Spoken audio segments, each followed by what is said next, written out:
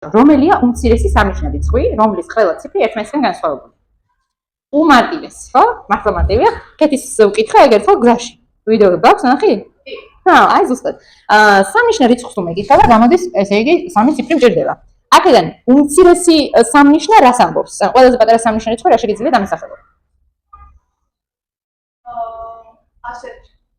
თვითონ ხო, არა, პირობაზე პასუხო. ისე მეკითხა რომ დავაკონკრეტე რომ ყველაზე პატარა სამნიშნა და დანარჩენი პირობა უგულებელ ყავი, ეგრე მეტყოდი 100, მაგრამ ამ 100-ში ესენი მეორდება და ეს მეუბნება ისე რომ ყველა ციფრი ერთმანეთისგან განსხვავებული იყოსო. ანუ 102 ყველა ვარიანტი. ანუ კიდევ ერთხელ პირობა იყო, რომელია უმცირესი სამნიშნა რიცხვი, რომლის ყველა ციფრი ერთმანეთისგან განსხვავებულია. ეს იყო 2005 წელს ეროვნულ გამოცდაზე.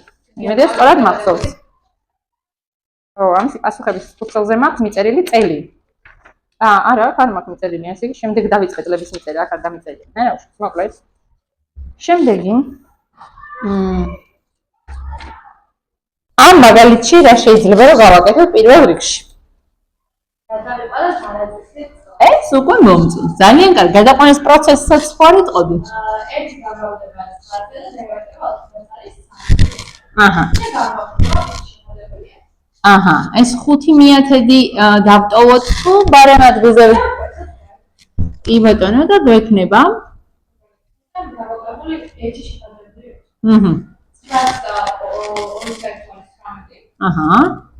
გამოვარდნე წავედნენ ნორმალურს 2-ზე და ეს ნორმალურს რაც იქნებოდა 60. აუ, მე უკვე გადავიწყე. -9 და მივიღეთ 17. კი, 17-18 და პასუხშიც ეგ არის.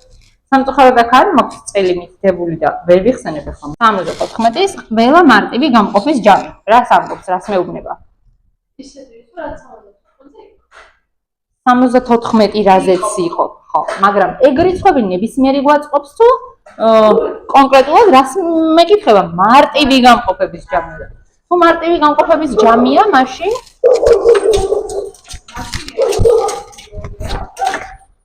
ანუ რა გზას მიმართო მე პირველ რიგში იმისთვის რომ მარჩილობა არ გამომივიდეს. ასე ჩამოვწერო 74-ის გამყოფები და ამოვარჩიო მარტივები თუ რამე გზა მახსენდება? ანუ ყველა ჩამოვთვალო. სხვა გზა არ არის უფრო მოკლე რამე? ყველა რაც მინდა, მე ხო მარტივები მინდა. აი მან რაც გჭირდებოდა რიცხვის დაშლას რო აკეთებდი ხისებრი დიაგრამის სახით. ეგრე დავშალოთ. როგორ აბა 74?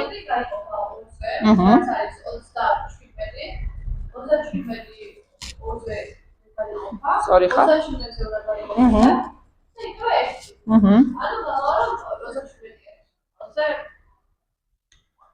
გაგიმეორებ კითხვას.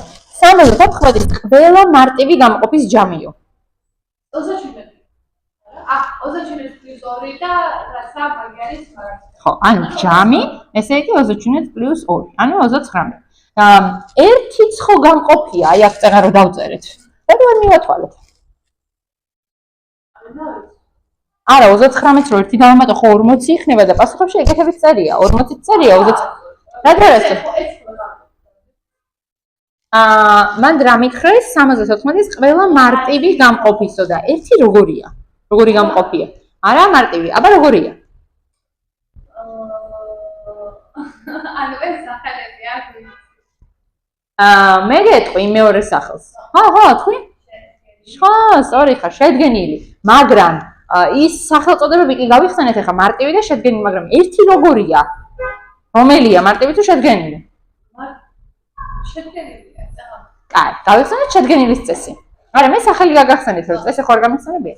წესი როგორ მეუბნება, რომ შედგენილი რო იყოს რიცხვი, მას უნდა ქონდეს 2-ზე მეტი გამყოფი. აქვს ერთს 2-ზე მეტი გამყოფი? არა. მარტივი რო იყოს 2 გამყოფი. ანუ არც ერთია და არც მეორე. ანუ არ მჭირდება არაფერში და ესაა ჩემი პასუხი. -2-დან 3-მდე შუალედი მაქვს და მეუბნება -2-დან -11-მდე შუალედი და ამ შუალედების თანაკვეთა იპოვეო. რას გულისხმობ მაგაში?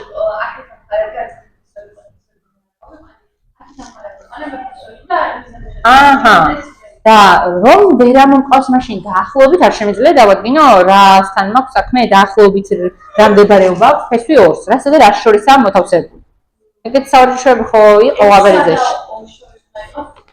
ხო, სწორია, ანუ ეს ფესვი 1-დან და ფესვი 4-დან რო დავწერო წინ და მომდევნო, იგი რიცხვები არის 1 და 2, ზუსტად 1-სა და 2 შორისაა თვითონ მოთავსებული. ანუ დაახლოებით 1.4-ია. მივხვდი, რაც გავიქ, მაგრამ ეხლა ის რახან შენიცი, ახლა ეს გავიხსენოთ, ეგ როგორ არის, რომ გვარამ ეგეც დაგახსენდეს, როცა საქმეზე მიდგება. 11 შემთხვევაში რა შევხვდებით? 11 არის 3-სა და კი ბატონო, 3-სა და 4 შორის. ანუ დავაფიქსირებ მაინც 9 და აქეთ 16 გვჭირდება. ესე იგი დაახლოებით 3.3 რო დავწერო. დაახლოებით, აი ძალიან უხეშად რო ვთქვა, ხო? შესაბამისად, აქეთ მხარეც და აქეთ მხარეც უკვე მე შემიძლია დავადგინო რიცხვით ღერძზე სად მდებარეობს. ხო, კი ბატონო, მაგას რიცხვით ღერძზე გამოვიყენე. მოდი ერთი ღერძი იყოს ამისი, მეორე ღერძი იმისი და თანაკვეთისთვის მე თანაკვეთისთვის რას ვეძებ? საერთოდ დავშეხო. კი ბატონო, -2 3. მოდი სათავე აუცილებლად ერთი და იგივე ადგილზე კონდეს. -2 აქ მოვნიშნოთ და ჩაკეტილი ბრჭყელი რას მეუბნება გამახსენე? 2-საც მოიაზრებს. კი ბატონო, აქეთ 3 გვაქვს ღია ბრჭყელით. და აქ ხორით რა ვშვები ახლა? ეს მინდა როგორც სადღაც აქვე დავსვა, მაგრამ რასთან მაქვს საქმე, ღია ბრჭყელია თუ ჩაკეტილი? ხო, ეხლა წერტილი რომ გავამოქე, შემთხვევით არ შეგვეშალოს გარედან გავუკეთებ იმას. და 3.3-იო. ახლა ღია ბრჭყელი და ბარემ ქვეშ მივაწეროთ რას ვწერთ აქ? -ფესვი 2-ია თვითონ მაგალითში და ფესვი 11-ია. კვადრატში 11. ახლა რა გამოვა? ეს შუალედი დავშტრიხოთ, ეს შუალედი დავშტრიხოთ. რა გამოვა?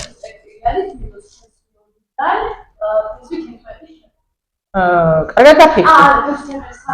3 ჩათვით. ეს ხაზები გავაკეთოთ, თუმცა გადაკვეთის წერტილი არა, რა არის ეს? გადაკვეთის შუალედი. იმიტომ თვითონაც ხო შუალედები იყო, რაც მომწეს, ხო?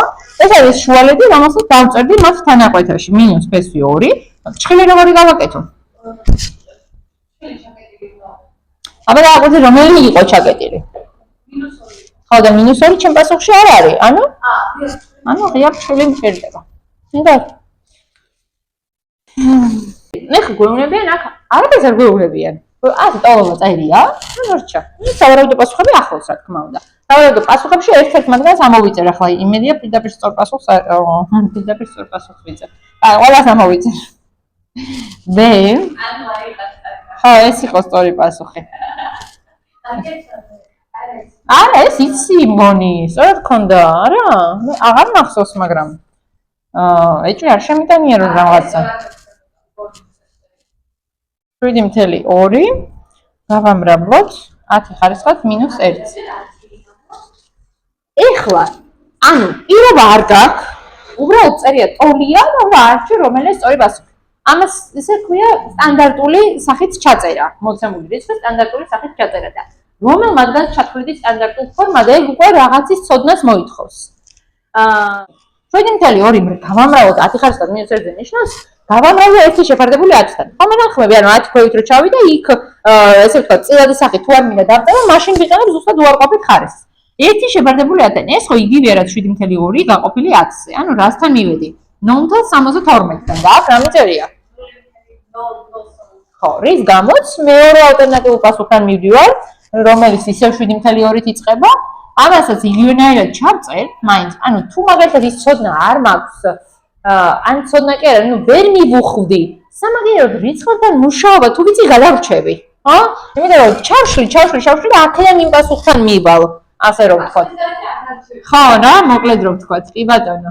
1000 და იმ დროს როცა მძიმე გადადის წინ 3 ერთეულით, აღმოჩნდა რომ აქ 0 დაიწერა, აქ 0 დაიწერა და აქ დაისვა მძიმე და მძიმის წინ რაღაც ხომ უნდა ეწეროს, ანუ დინარინა გადავედით 0.0072-თან. რატო?